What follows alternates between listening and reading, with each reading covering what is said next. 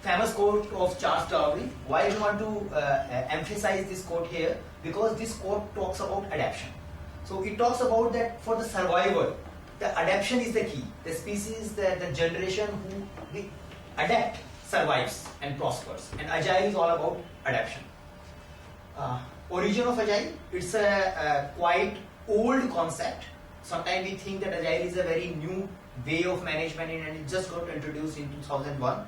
But Agile Manifesto was written in 2001. But before that also, there has been a good amount of work in lightweight methodologies. XP was there for decades. Scrum was there since 1986. That in 1986 there was a paper called New Product Development came, and this particular paper emphasized the importance of Scrum team or a rugby team. This particular paper spoke about that relay race approach of product development will not help in maximizing speed and flexibility. So what is a relay race approach? Relay race approach is a specialization approach. We have a one runner, and then once he's done, he passes his baton to the second runner, and then that way we finish the complete race. The same way, if you talk about a waterfall or a specialized development cycle, one person codes, then he transfers his responsibility to the tester. Tester does his testing, then he transfers his responsibility to production, and that way they keep transferring the baton. So it's a relay race approach. This particular paper emphasized that especially if you are doing a new product development, the relay race approach will not help in maximizing speed and flexibility, because your system becomes too rigid to handle changes and flexibility which is required to deliver product fast to the market. So this particular paper spoke about where a team tries to go at a distance, a rugby approach. So complete team works as a unit, and then you have a goal to finish the work. So there is no compartmentalization, there is no specialized departmentalization inside the team. And from there the term Scrum came. So Scrum is a small meeting which happens in a game called rugby, and from there the Scrum the team came into the picture. So there has been many agile approaches. So what is the difference between Scrum and Agile? What is the difference between XP and Agile? Like if somebody is following XP, is he Agile? Yes. Okay, why? See, XP is also one of the methods which we are using in Agile. It's like, because in Agile we have defined many methods like Scrums and XP, DS. So are these methods separate? No, these methods are not separate. My understanding, these methods helps each others to get the things done. Like Scrum only says that the things will be speed up and achieve the goals. XP tells us that how the coding will be done so that the Scrum will be get support. So okay. So who came first? XP came first, Scrum came first, or Agile came first? XP came first. Agile is a method. XP and Scrum is a framework. It's a okay. Yeah, that is like initially we had a lightweight methodologies like iterative, clear crystal, Scrum, XP, even RAD. You might have read if you are my generation student, you must have read rapid application development methodology. So we used to read about it. So they all were lightweight methodologies. So they came first, and in 2001, many lightweight methodology agreed to form an Agile Manifesto. So in general, this methodology framework came in practice before the Agile Manifesto got written. Now, Agile Manifesto talks about values and principles. It does not talk about how part of it. And all this methodology talks about how part of it. So it is like, if we talk about my favorite example, religion. So it is like Agile talks about values where religion is religion's values. For example, if you talk about Hindu religion, so there are values which talks about connecting with God. So that is something like a base values. Now there are frameworks, practices. For example, you have a ISKCON practice, you have a Swaminarayan practice, you have X practice, Y practice, which talks about particular type of prayer, particular type of methodology, though they are Agile, XP, DSDM, Clear Crystal, AUP, because they talk about a one way of achieving those values and principles. So if we are Agile, it means we are following Agile values and principles. Then with that Agile, we need some framework which tells us how to do it. and XP Scrum helps us in how part of it. Now they have their specialized areas. For example, XP works very good with a good technical team. Right. The Scrum is primarily a project management framework. It is not an engineering framework. So every framework has some advantages, some limitations, and they suit to a particular requirement. So we should be clear that in exam point of view, nobody is going to ask about difference between XP and Scrum. But that is another favorite question which comes in exam is, are they contradict each other? So we should always remember Scrum and XP complements each other. Because Scrum is a good project management framework, XP is a good engineering practice framework. And you may fail in Scrum if you do not follow a good practices of XP. And this is the most probable question you will get, the relationship between XP and Scrum in general. So it's like a type of question which can come in exam. So when we say that, okay, we understand that there is XP, there is Scrum. So what are the agile values? So these are the 4 value statement which was agreed in 2001 by all lightweight methodologists. And the question number quiz question number 1 come out of this manifesto only. Now you may think that these manifesto and principles are very easy. Why we need to think about them? You will get at least 3 to 4 questions out of this manifesto and principle only. And second, whenever you get confused about the options, whenever question is talking about tricky situation, visualize agile values and principle. You will get the direction. So there are 4 values and there are 12 principles. If you have a good grip on values and principles, all situational questions will get handled. So they are important. Now these are the 4 value statements which should be very clear in your mind. This slide itself will give you 2 questions. Now it talks about individual and interaction over process and tools. Working software over comprehensive documentation. Customer collaboration over contract negotiation. Responding to change over following a plan. Now the last statement also need to be read very carefully.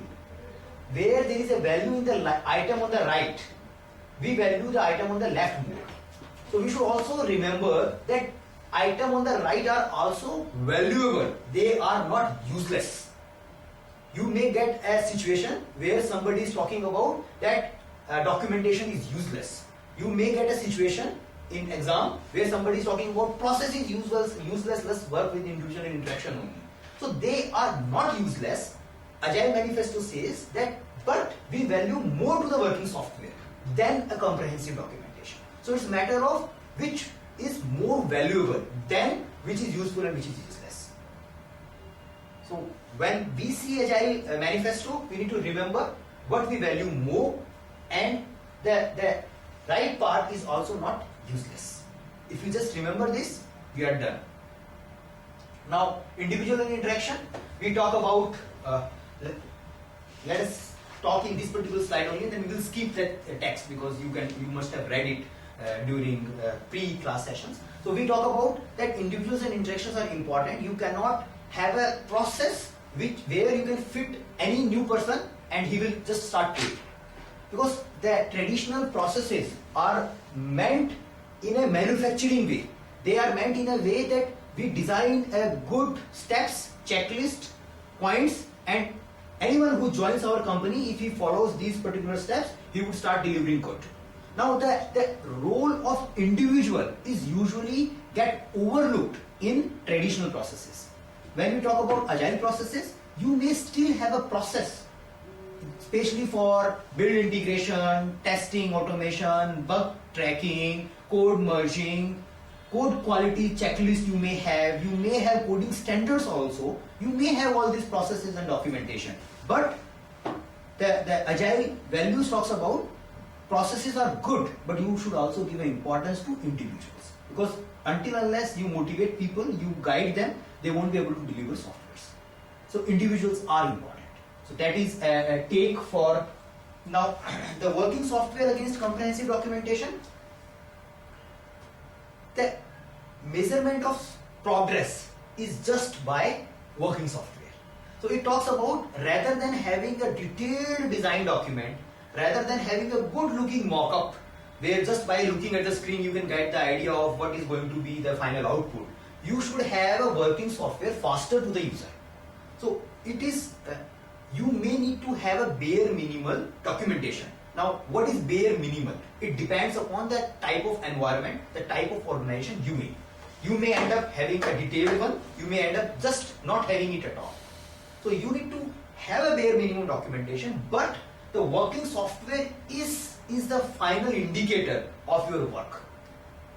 The principle which will be followed talks about that you should only measure the progress by working software, not by saying that okay, system design document complete, give the 10% credit.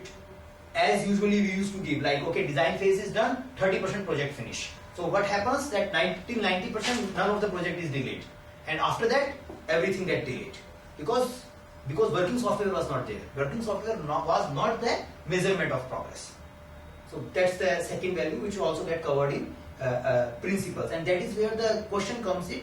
The working software or functionality developed, which is like story point completed, if we talk about in our language. So the burn down chart which reflects the progress only takes into account done stories, because we focus on working software. We don't say one story is 10% done, design done, and give a credit to it. Don't.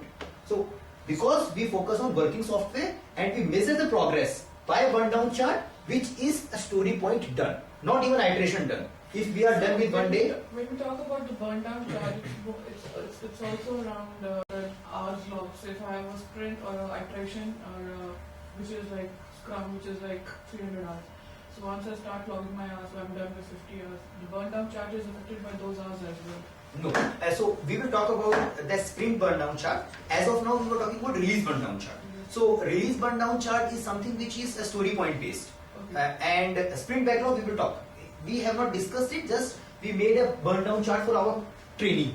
So it is for our training where we need to cover 180 story points. There is no hours here. And there are 4 iterations and we need to cover 45 points on average to cover everything in 4 iterations. So number of points covered is the only measurement of progress. We cannot say that okay, we have kicked off the training, give 5% credit. So no. Okay.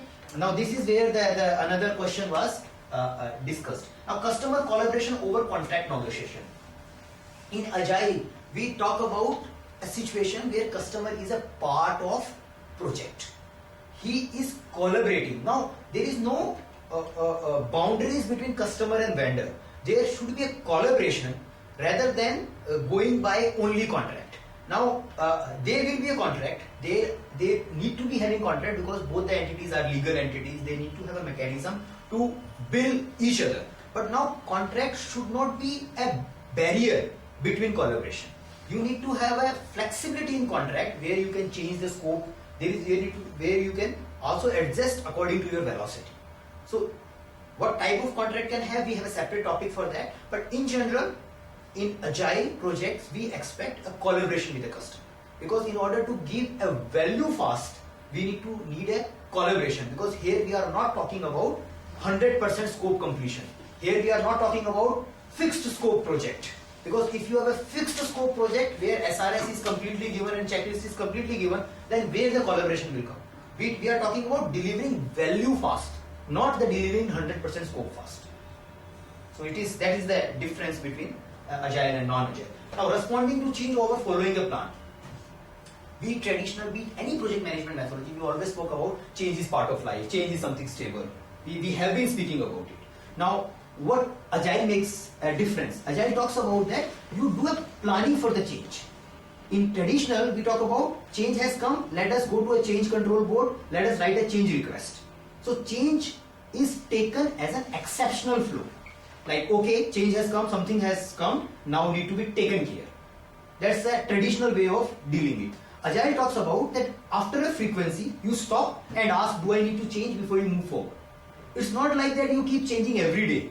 Like if I have to if I have to design a screen and if I keep changing the color of that particular screen each and every day, I won't be able to finish that particular screen for a very long time.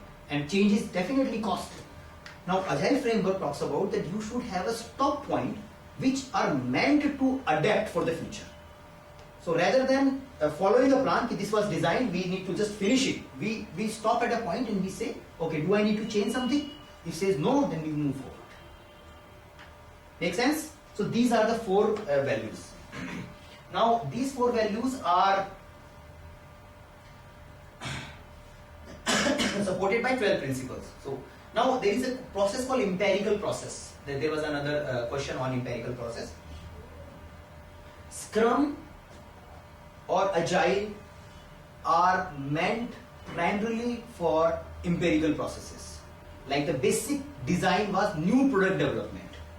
It is for that type of problems where you have uncertainty, a good amount of uncertainty in scope, and you also have a good amount of difference of opinion. Like you don't agree what should be the end product.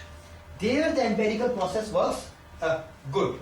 Now this is a particular graph which can give you an idea. So if you have a difference of, like you have a close to an agreement and close to certainty, you do not need empirical processes, because you know this is something need to be met.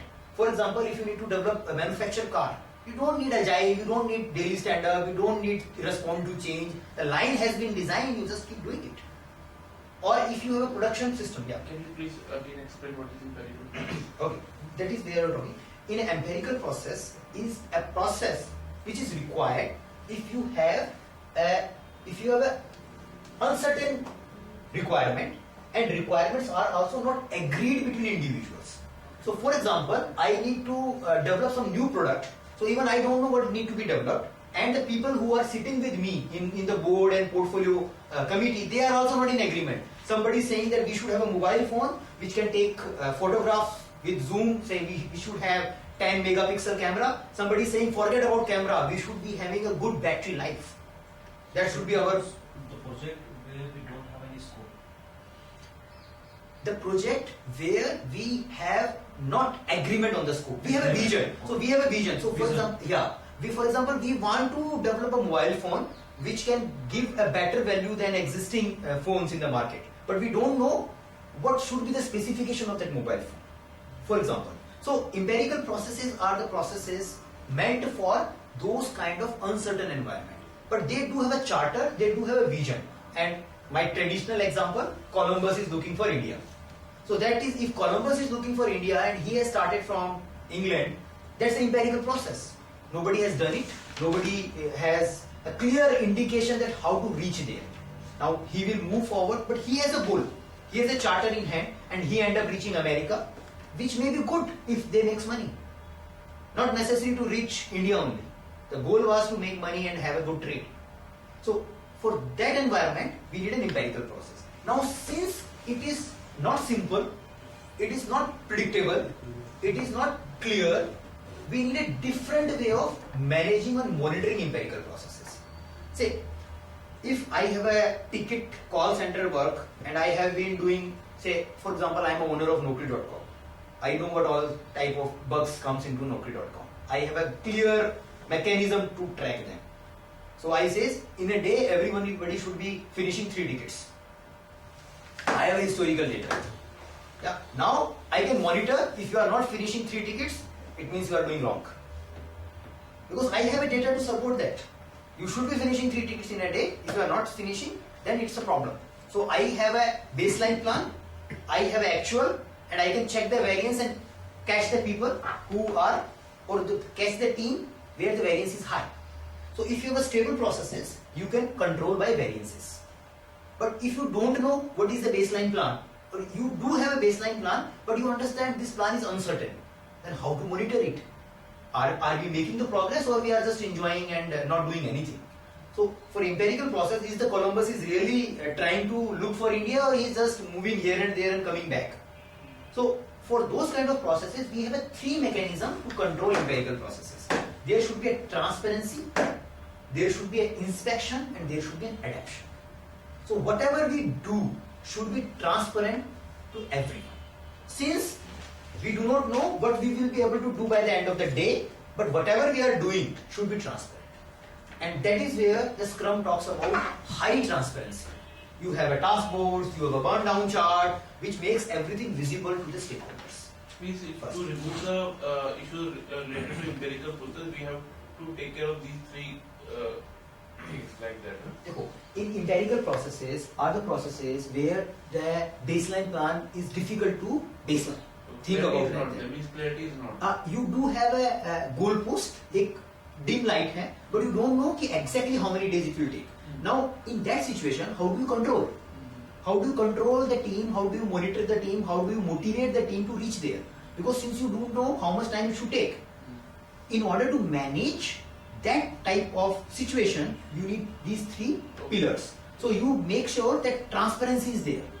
So whatever they are doing, whatever problems they are facing should be transparent. So you rather than, because you cannot control by output, because output is not predictable. You do not have a control chart for output. In a day you must produce you must fix 3 tickets, or you must produce 3 components or 5 components. If you have output metrics, usually, so our general processes talks about output metrics. How many work you have done, variance, problem. But here you don't know. You may end up in a wrong code, wrong bug or something. So you need to have a transparency. Now, after transparency, then inspection comes into the picture. You should have an inspection point. After traveling for a duration, you should have a pause and inspect how I am doing.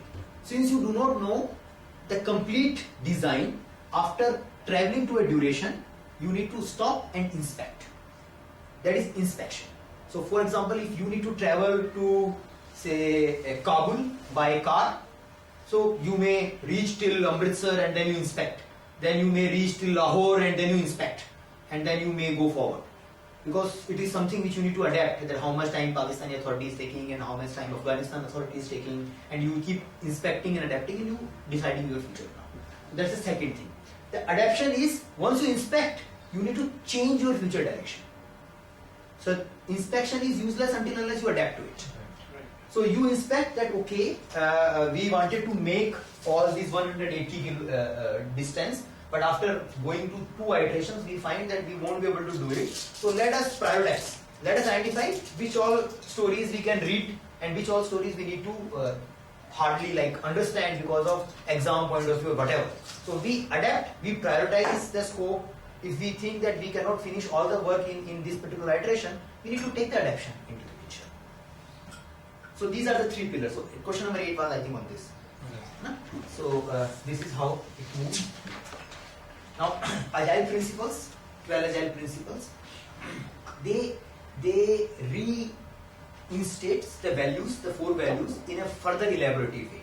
So if you can remember these 12 principles, you are good with all agile feeling wali theories. Like you will start feeling agile. What is right, what is wrong, you can make a good judgment out of it. 12 principles, better to keep reading them frequently. So you no need to memorize them, but you should get a feeling of all the 12 principles, which is good. Like you will get a good grip on the subject. So quickly, highest priority is to satisfy customer through early and continuous delivery. So we need to have a frequent delivery. Iteration should be small, release should be frequent. We should give a priority to the shortest duration. That is 1. Welcoming changing requirement even late in the development process. Delivering working software frequently from couple of weeks to couple of months with a preference to the shorter time scale. Again, relate with the first only. Reinstate. Business people and developer must work to the customer collaboration. You must have a customer collaboration. Build projects around motivated individuals and interactions. Give them the environment and support they need and trust them to get the job done. Dheeraj, trust them to get the job done. So whenever you face a situation where you need to guide someone or where you need to use strict measures, remember about this principle. Remember about this principle that all your people are motivated individuals and you need to give them environment and support they need. So here the same concern again, like we are in agile, we are working with very tight schedule also. Everybody is knowing its roles and responsibilities. Suppose in my team I am not able to perform well, I will not sit with him in the middle of the scrum that boss, मुझे ये करना है, तेरी problem क्या है? So that will be before what practically we are doing. Before starting the sprint, we used to tell what we have to do. We have to tell roles and responsibility. Even though that is agile is not saying we have to. We will talk. Say practical issues we talk, but until unless when you are handling the questions, always assume, by default assume. Until unless question is giving you a specific situation where you have an unmotivated team or a new team and immature team member, until unless the question is not giving you a specific condition, always assume that you have a motivated individuals and you need to give them environment and support and trust them to get the job done. Ideal team. Okay, and if you don't have ideal team, you need to create it. So if the question is giving you a situation where you do not have an ideal team, then your option should be, your selection should be that I need to select an option which gives me an ideal team at the end. Okay, so that is how you need to look the exam and theories. And situations we will discuss. The most efficient and effective method of conveying information is face-to-face conversation. It is something like it's been in the market for long. Even PMI talks about face-to-face conversation. Conversation is the best way of conversation. So here, working software is the primary measure of progress.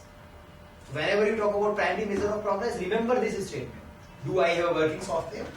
Time spent, hours spent, timesheet filled, iteration finished are not measurement of progress. Only working software. So look for an option which talks about working software. Agile processes promote sustainable development. So not 80 hours week. It talks about sustainable development where sponsor, developer, user should be able to maintain a constant pace indefinitely. So when you get a question which talks about overtime, which talks about that we should not be add few more stories into it, always remember that Agile talks about sustainable pace. So we want a pace where team keeps working indefinitely. So the pace should be sustainable. As an EA, like for an end of like iteration week, you need to work for 50 or 60 hours, and once the iteration is done, you can relax for 30 hours a week. So you should always think that there should be a sustainable pace. There should be always a sense of urgency. एक pace पे चल रहा है. Now continuous attention to technical excellence and good design enhance agility. And in my opinion, I would say that without this, you cannot achieve agility. You can achieve it only for 2-3 months, but after that you will stuck into a worse situation than waterfall. So you need a continuous attention to technical excellence and good design. Else you will find various people talking about Scrum creating a problem because we do not visualize what we have to do. We do not have a design. We have changes which makes the architecture obsolete every other iteration. Simply, this is something which will give you definitely one question. This particular principle. Simplicity, the art of maximizing the amount of work not done is essential. So we need to make the things simple by reducing scope. We need to reduce the amount of work we do. It talks about like Pareto analysis, 80-20 principle. So when usually we see Pareto analysis in a defect terms, problem terms. Agile talks about look in a value terms. Only 20% things gives you value, 80% are waste. So only do those 20%. Maximize the amount of work not done. So whenever you plan your project, whenever you make a scope statement, whenever you make a sprint backlog, whenever you are doing in a meeting, try to remove items from the list. So what all can be removed, which are not value adding, should be removed first. So we should maximize the amount of work not done. And that is the definition of simplicity, which it talks about is essential. The best architecture requirement design comes from self-organizing team. Again, focus on individuals. Regular interval team reflects how to become more effective and then tune and adjust its behavior accordingly. Inspect and adapt, retrospective. So at a regular interval, you should stop, think how to become more effective. If you don't do retrospective, again, Agile is in direction of failure. Because you have a self-organizing team, and if the self-organizing team is not taking input for the future, then they won't be able to improve. So retrospective is like the complete framework is essential for getting that self-organizing and motivated team. You won't be able to get the team without you follow all the practices. It's not like that if you start doing daily meeting and you will be able to implement agile stuff. Done? This is the declaration of interdependence. You can just read it.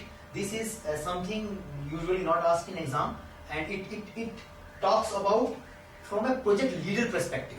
Like we increase return on investment by making continuous flow value our focus.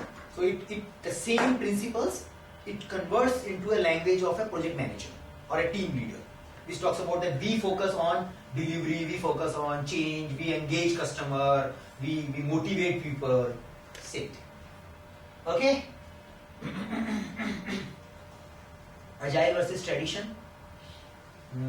You have read all this? Yes. Skip? Good. This one is something important for the exam. Please do read it. My Facebook पे भी discuss करता रहता हूँ. I keep discussing it on my Facebook page also. This was it. So here in a agile triangle, you have a focus on intrinsic quality and values. Say in traditional project, we only focus upon scope, cost, schedule, maybe risk, maybe quality, maybe some of the aspects. That is our traditional iron triangle. This is also called constraints, because they put constraints to a project. That you need to do this, you only have 6 months, you only have 1 million budget. These constraints are still relevant. They also fall under agile triangle. Cost, schedule, scope, everything is there. But there are two more dimensions added. But one is the value the project delivers, the other is intrinsic quality. Intrinsic quality is like how easy to maintain that code, how easy, how less technical depths are. So that is again a dimension which agile gives importance to.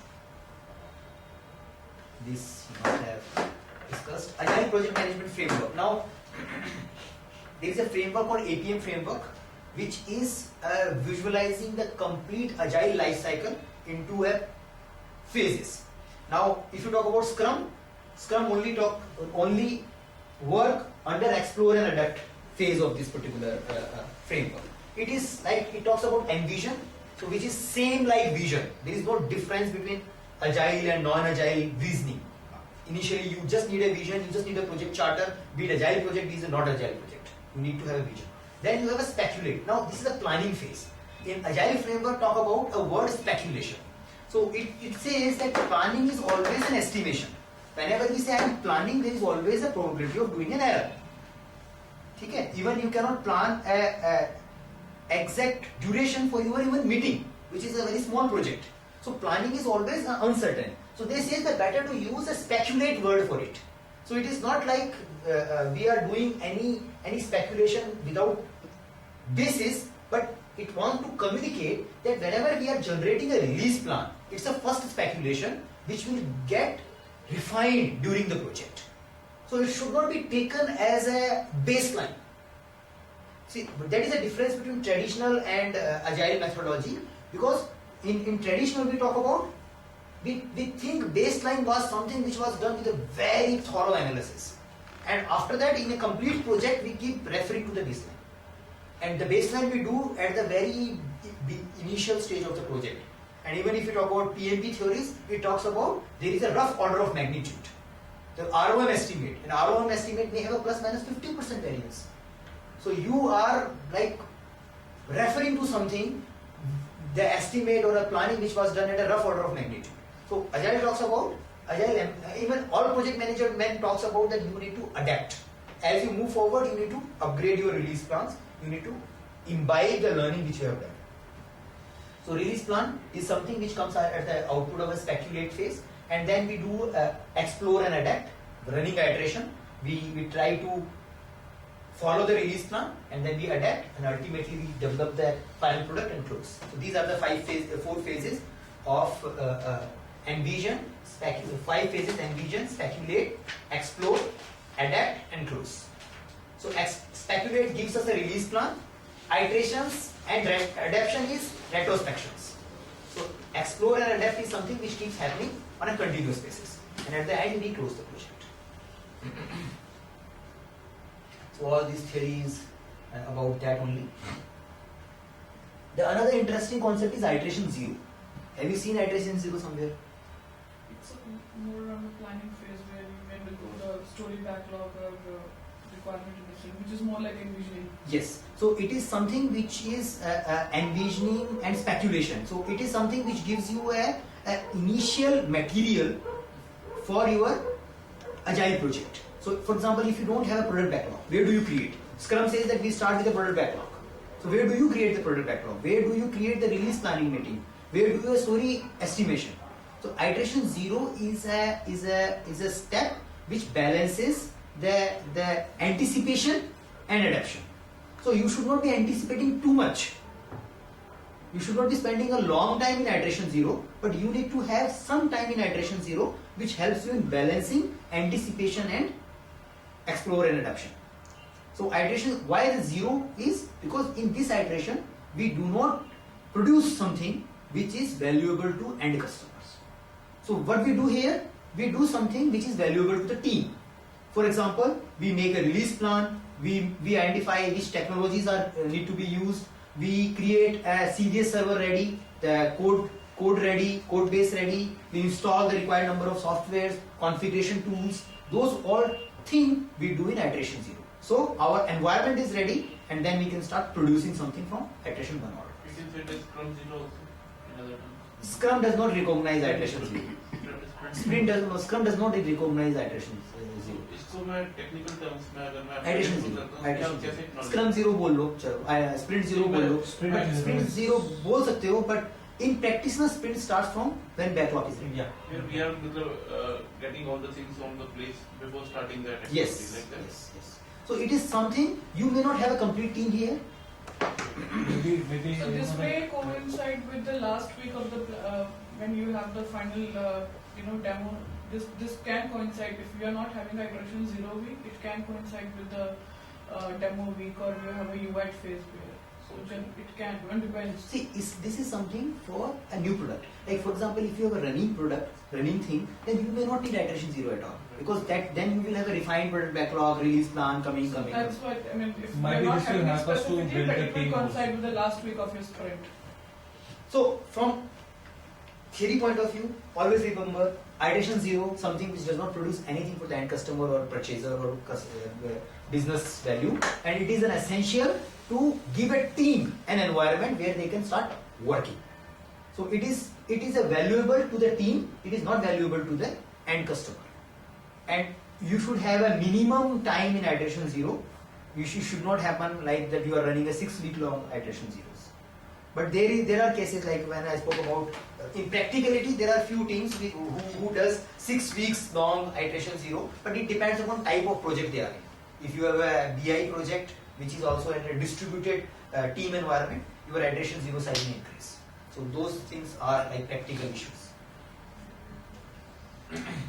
This is something we should keep in mind while attempting the question and while visualizing things. You may have a roadmap which is usually for 2 years. So when we are talking about product roadmap, so visualize something 2 years. That will help you in visualizing what does it mean. When we talk about release may have 3 to 12 months. Because the 3 months release we also use the term wave, but not frequently used in documents. So release, whenever I talk about for the next release. So release cycle usually, now it depends, like you may be doing daily release. But when I am talking about a usual new product development projects, so usual new product development projects may have a release between 3 months to 12 months. Okay? And your product roadmap is usually some 2 to 5 years. Roadmap. And when we talk about iteration, they vary from 2 weeks to 6 weeks. Brought to you by Eyes and Bridge Consultancy Private Limited.